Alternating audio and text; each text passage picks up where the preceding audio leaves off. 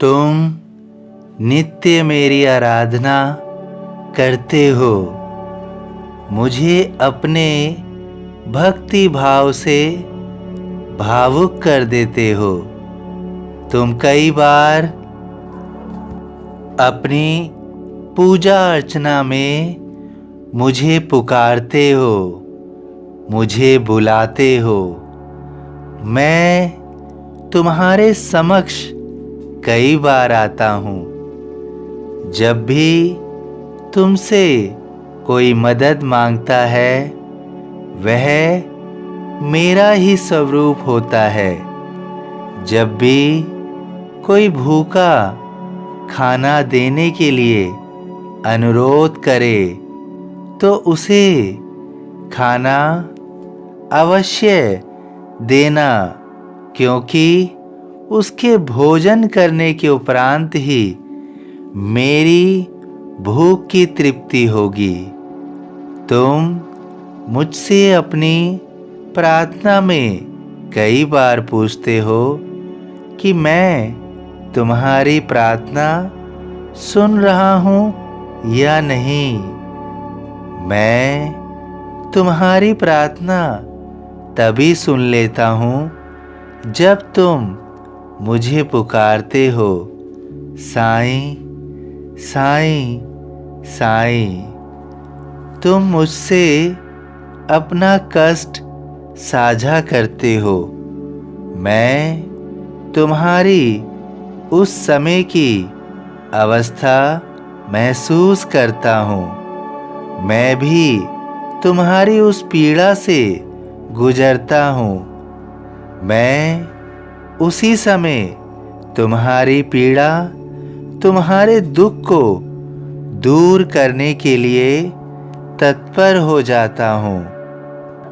मैं तुम्हारे व्यक्तित्व से बहुत प्रभावित हूँ, क्योंकि तुम अपनी खराब परिस्थितियों में दूसरों की मदद करने की कोशिश करते हो।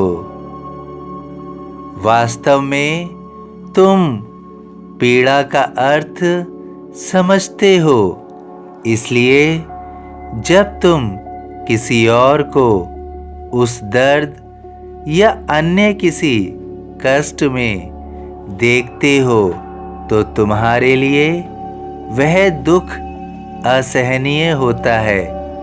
तुम तुरंत उसकी मदद करने के लिए अग्रसर होते हो। इसलिए मैं तुम्हें किसी भी विषम परिस्थिति में नहीं रहने दूंगा। जो भी तुम्हें तुम्हारी इच्छा के पूर्ण होने में बाधक बन रहा हो, जो भी तुम्हारे लक्ष्य में रुकावट बन रहा हो, वह शीघ्र ही चारों खाने चित होगा। वह तुम्हें नुकसान पहुंचाने के लिए तुम्हारी निंदा करता है।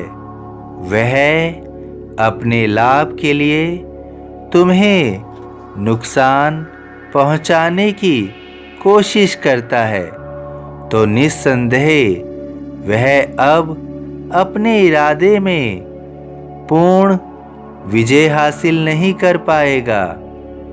उसको प्रतीत होता है कि उसके इरादे कोई नहीं जानता है, लेकिन वह अवगत नहीं है कि कोई उसे देख रहा है, कोई उसे सुन रहा है। उसके कर्मों का हिसाब अवश्य होगा। उसके कर्मों का फल उसे अवश्य मिलेगा। कभी भी गलत कर्मों को करने के पश्चात बचा नहीं जा सकता है। इस लड़ाई में तुम्हें न्याय जरूर मिलेगा।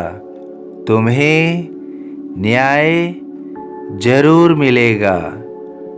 जो शिरडी में आएगा आपद दूर भगाएगा। सभी साईं भक्तों से अनुरोध है कि कमेंट बॉक्स में ओम साईं राम या अपनी कोई प्रार्थना लिखिए। वीडियो पसंद आया हो तो वीडियो को लाइक कीजिए, अन्य साईं भक्तों में शेयर कीजिए, इस चैनल को सब्सक्राइब कीजिए, बेल आइकन के बटन को पुश कीजिए। ओम साईं राम।